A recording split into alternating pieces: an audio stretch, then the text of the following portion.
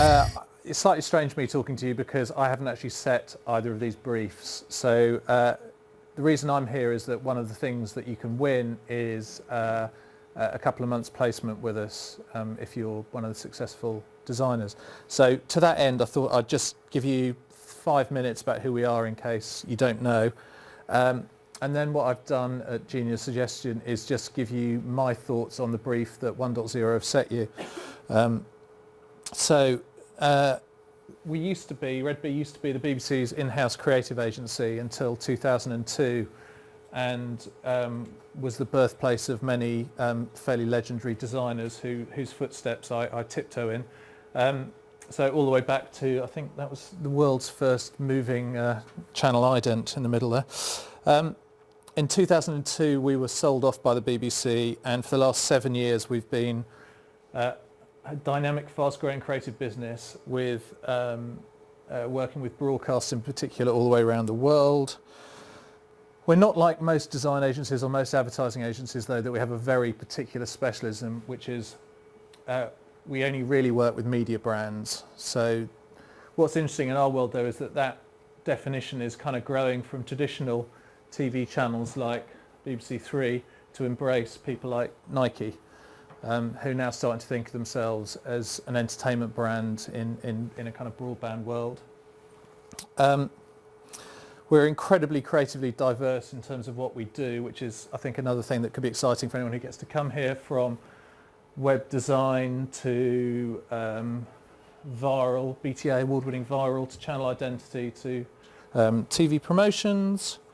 So the scope of work covers kind of everything from really complex sports graphics right the way through to high-end TV production. That's a commercial we shot for Guinness. So a very broad range of work. And everybody's got their map of the world chart, and we're no exception. But we do work everywhere from, we're particularly good at working with communist regimes actually. So we work with in China for CCTV to do all of their Olympic branding, through to Russia, where we launched BB Gone at Vladimir Putin's request, which is their children's channel, through to loads of people in Europe, the Americas, etc. But your brief, which is much more interesting, talking about me, the brief as I've distilled it from 1.0 is like this. It says, the city is constantly in transition and mutation, disappearing behind changing environments and shifting identities. Create your own adventure in motion that explores this. And they then go on to say, we want you to explore the concept of the disappearing city via a progressive, multidisciplinary, cross-media approach to storytelling, with a work of moving image at the heart of your final piece. So kind of take all the jargon out of it and the multidisciplinary cross-media buzzwords. Basically it's about disappearing cities. That's what they want you to explore and create around. It's a very unusual brief for me, because normally what we're doing is trying to fix a problem for a client, rather than what this is, which is wonderful, which is just offering you a creative launch pad to create around. So what I did was I took 27 minutes, and I timed myself yesterday thinking about the brief, and what I thought I'd just show you is my train of thought when I was working on it, to see if that gives you any particular stepping points or things not to fall into. And the first place I went to with Disappearing Cities was, I mean, there's a film 2012 out at the moment which is absolutely about that. We did a big campaign for a drama called Survivors, which is about the apocalyptic vision of what's happening to the world. So we did it in a kind of interesting way with digital moving posters on the underground. So tube things that say, would you trust the person opposite you with your life? One virus, millions dead, a few survivors, which was the phrase that went through everything. So I kind of went from that. And I'm going to toss in a few cheat websites for you to go to in case, save you a bit of time. This is one of my favourite websites in the world, so if I got this brief, it would be a gift. It's called abandonedbutnotforgotten.com, and it's full of incredible photographic essays about some of the most extraordinary places that have been abandoned by man, including this amazing development in, I think in Taiwan, which looks like a futuristic sci-fi experiment, but was actually a housing development. I don't know if anyone saw I think it was last year, a pretty wonderful art display called Flooded London, which is a kind of exhibition of Photoshop work, frankly. But again, this is all in this territory of what's happening to the world, global warming, etc. So that's the Dome of St Paul's in a vision of flooded London. So might have a look at that. Moving into this thought of being multidisciplinary and cross-platform, and we did some work recently with Nat Geo, and there's a fantastic website they've got called Aftermath Population Zero, which is an animated timeline of what happens to the world if man disappeared off the face of it. And you learn quite a lot about the erosion of concrete and various other things as you go along, which you might not think is interesting, but I promise you is. So you'll find out which structures on Earth are going to last longest, and it may not be the ones that you expect. So that's worth having a look at. And then this has won lots of awards, so I'm sure being students with your ears open to all of this, you'll have seen A World Without Oil, which was a Canadian project, which I think is a really fascinating example of where user-generated participation starts to kind of hit cross-media and design. And this was a huge year-long project where bloggers and people throughout the world tried to imagine and through their participation predict what would happen in a world without oil. Here's one place that is literally disappearing. It's a town rather than a city.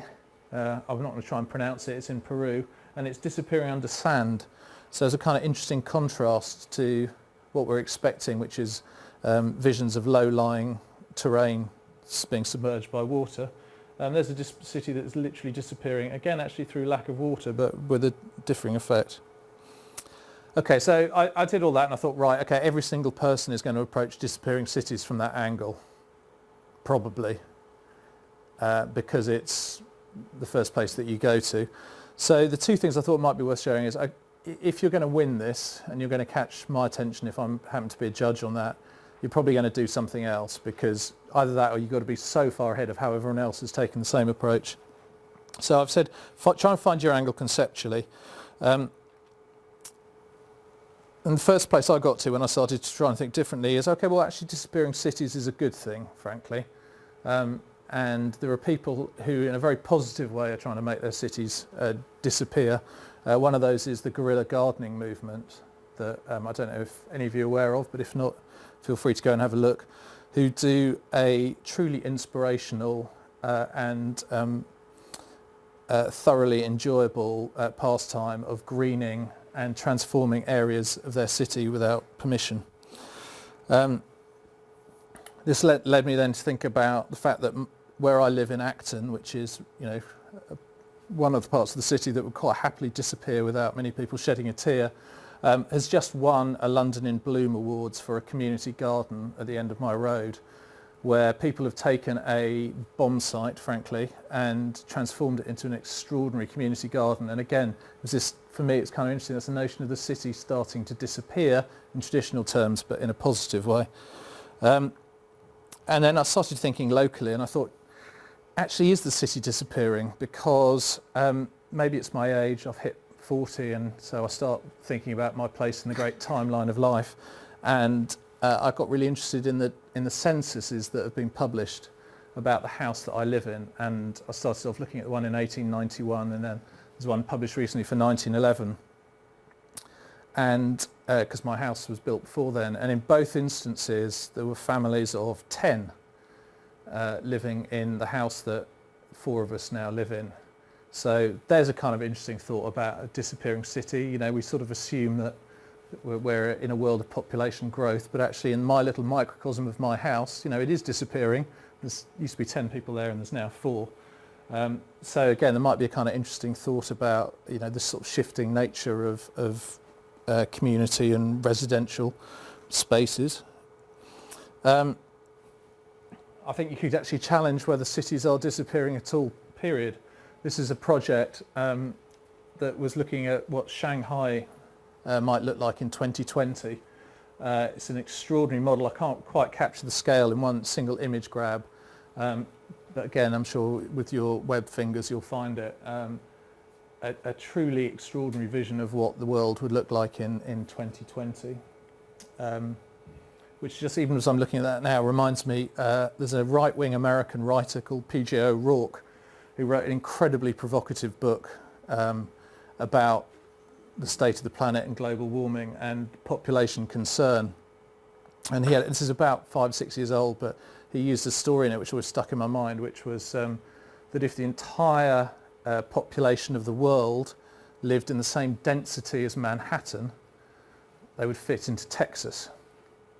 So it's this notion that it's fine for everybody to live closely together if they're living in Manhattan in beautifully designed brownstones, but we're very concerned if people live in shantytowns. He described population concern as just enough of us and rather too many of them. But, you know, that's a provocative view.